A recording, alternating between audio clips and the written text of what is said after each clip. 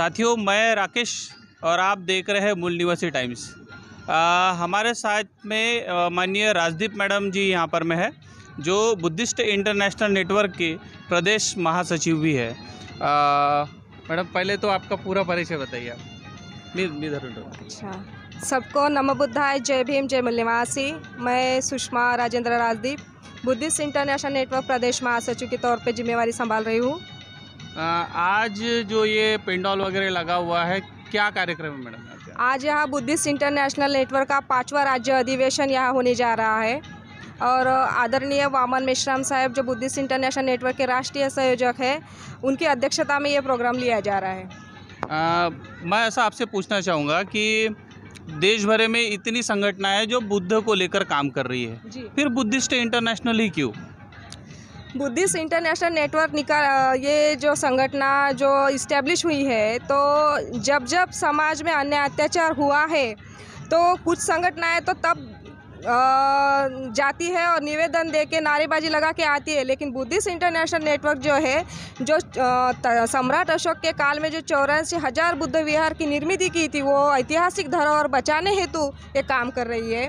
तो इतनी संगठनाएं है, तो तभी जो संगठनाएं जो हमारे भारत देश में है, जो बुद्ध के नाम पे चल रही है, तो वो कुछ शादी ब्याह के काम में या कुछ धरने आंदोलन के कुछ ऐसा कुछ हुआ तब भी काम करती है, लेकिन बुद्धिस्ट इंटरनेशनल नेटवर्क जो है ये निरंतर काम कर रही है और जो हमारे ऐतिहासिक विरासत है, ऐतिहासिक धरोहर है, ये बचाने का काम कर रही है, ये खोजने का काम कर रही है। और इसकी जिम्मेवारी आदरणीय डॉक्टर विलास खराज सर जो है उसका नेतृत्व कर रहे हैं कि वो खोजने का काम वो कर रहे हैं।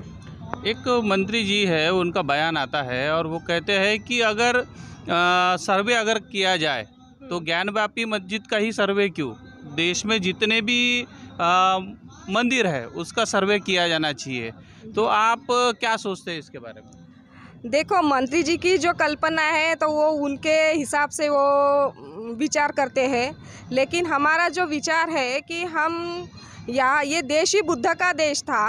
अगर हम देखा जाए तो हमारा देश जो है, ये भारत देश जो बुद्ध का देश था, तो वो 3रे क्रमांक पे बुद्ध का देश यानी जाना जाता था। और अभी जो है कि हमारे देश में बुद्ध की संख्या अभी घट रही है और ऐसे दिखा भी रहे हैं ये व्यवस्था। मेरा सवाल आपसे ये था कि क्या जो मंदिर है भारत में, जितने भी मंदिर है, तो वो मंदिर क्या सचमुच में बुद्ध विहार है?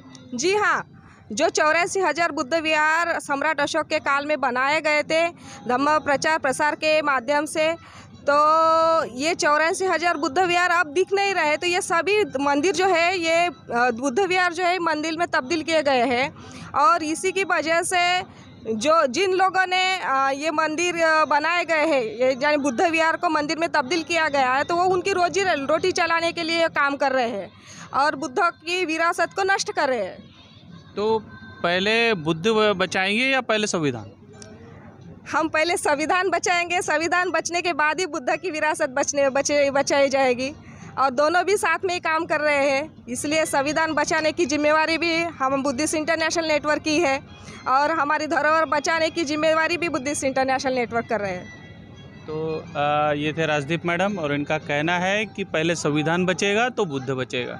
और ये जो देश है भारत, ये पूरी तरह से बुद्धमय देश है, बुद्ध का देश है। सम्राट अशोक ने जो 84,000 स्तूपों का निर्माण किया था, उन्हीं को कहीं ना कहीं नष्ट करके मंदिरों की स्थापना की गई या उसके ऊपर में कब्जा किया गया। और बुद्धिस्ट इंटरनेशनल नेटवर्क जो है वो पूरे देश भर में घूम के इस तरह से काम कर रहा है कि बुद्ध की विरासत और साथ में इस देश का संविधान दोनों बचे। मैं राकेश गजभिये, मुंबई। धन्यवाद। जय। धन्यवाद।